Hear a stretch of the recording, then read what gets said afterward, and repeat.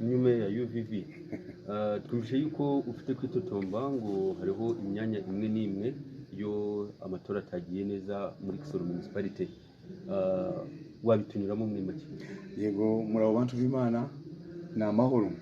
Reka manze nabashimira abantu ba municipality, bantu babyeyi banje, umunsi go twaraganye nabwo gurageze murambyaye pe, reka mbakomera amashyi menshi cyane ibyo mwabikoze mu mpindura n'umeya. Nubwo rero bamwe ku bantu kandi akazu kamwe gashatse kugira ngo kampirike, ni ukuri koko bantu b'Imana mwarakoze cyane kuntora murashigikira,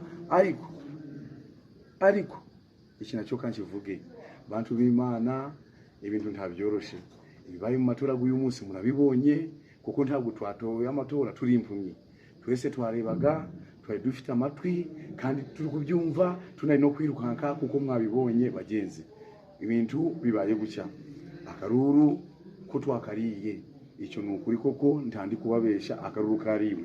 Ariko mukurya bari bashaka kugira ngo bakatunanize. Icyambere twari dufite abatozi kuva mu mashuri, yemwe bakuru b'amashuri, reka mbiyanirangirize ba headmaster, abana bacu tuba tubohereje kugira baje kwiga, ariko mwewe ahubwo abana mwabahinduye mu rucuruzo.